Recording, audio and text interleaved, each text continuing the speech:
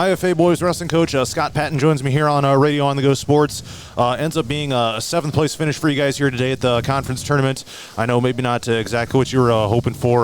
What kind of comes to mind for you guys about this tournament here today? Yeah, coming into the season, we thought maybe top 4 or 5 finish for us would be pretty good. We're a little banged up right now. Got some guys out of the lineup. I think we have 3 regular varsity guys. We're out tonight. Kind of been battling that a lot the last month or so. Seems like we get one guy back, then we lose a couple more.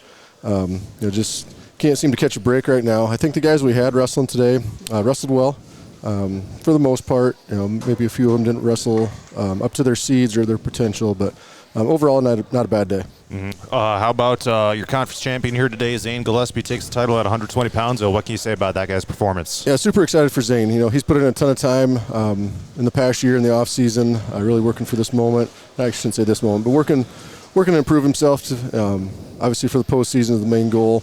But he's been consistent all season long. He's been wrestling really well as of late. So super excited for Zane to become a conference champion as a sophomore. Yeah, and then you also had a second place finisher, Colby Hansen, goes second at 126. Unfortunately, just short of the championship here today, but certainly solid performance taking second. Yeah, Colby wrestled well as well. He's taken some lumps this season early on. But really, the last probably 2 weeks, he's been back to more of his normal self where he was at last year. Last year he was a conference champion as a freshman, 4th place at state, and I think he's getting back to that form now. Like I said, after some early struggles. So really excited with where Colby's at right now.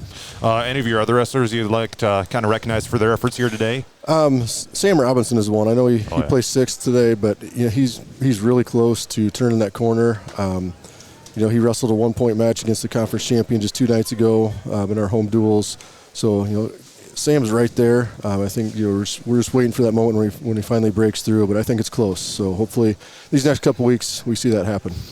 I have to imagine this is one you kind of want to just compartmentalize, not let this be kind of a defining moment of the season, right? I know you guys came in with some pretty high hopes in 7th, now what you're looking for, but obviously not something that you're gonna really let to define your season here today. No, this is a stepping stone to where we want to get in 3 weeks with the district tournament. So.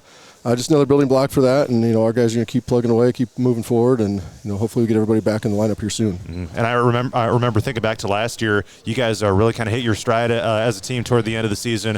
What went well there that you may be hoping to kind of duplicate now that we're into the last few weeks here? I think a lot of it's just confidence. Believe in yourself. Our training. We try and peak. In the next next couple of weeks when we hit that district tournament, we want to be at our peak. So. I see that coming again. Things are starting to come together, and our guys will be ready to go.